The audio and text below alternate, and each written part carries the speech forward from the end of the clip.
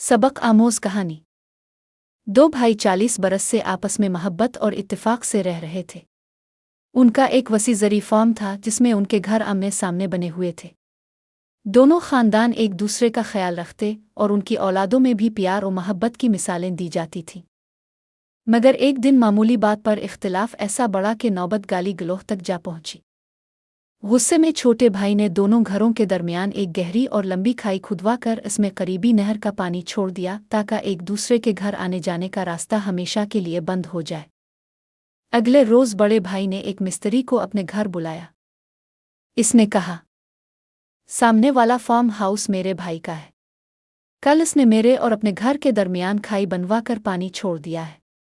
मैं चाहता हूं कि तुम यहाँ 8 फुट ऊंची दीवार बना दो ताकि मैं उसकी शक्ल देखूं और ना ही उसका घर।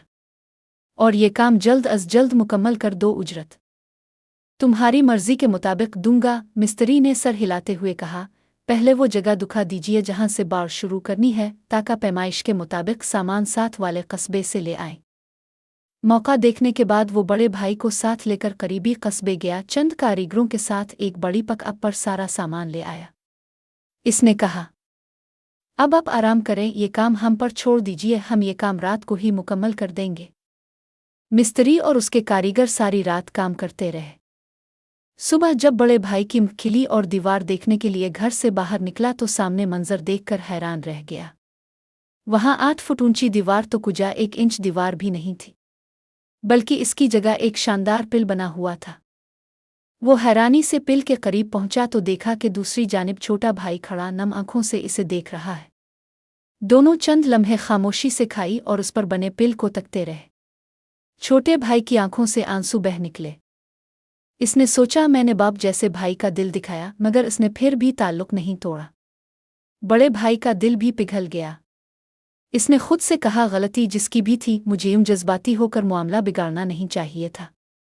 दोनों भाई आंखों में आंसू लिए एक दूसरे से लिपट गए। उनकी देखा देखी दोनों घरों के बीवी बच्चे भी दौड़ते हुए आए और पिल पर इकट्ठे हो गए।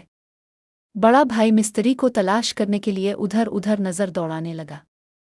वो अपने औजार समेट कर जाने की तैयारी में था। बड़ा भाई जल्दी से इसके पास गया और बोला, अपनी उजरत तो लेते जाओ। मिस्त्री मुस्करा कर बोला, इस पिल की उजरत में अब से नहीं लूंगा, बल्कि इससे लूंगा जिसका वदा है कि जो शख्स अल्लाह की रज़ा के लिए लोगों में सुलह करवाए, अल्लाह इसे अजीम अजर से नवाजेगा। ये कहकर मिस्त्री ने अल्लाह हाफिज कहा और चला गया। सबक, कोशिश करें कि इस मिस्त्री की तरह लोगों के दरमियान पिल बनाए, खुदारा दीवारें ना उठाई। मनकूल पोस्ट पढ़ कर रिएक्ट ज़रूर किया करें ताकि हम अगली पोस्ट आपकी खिदमत में जल्दी पेश कर सकें।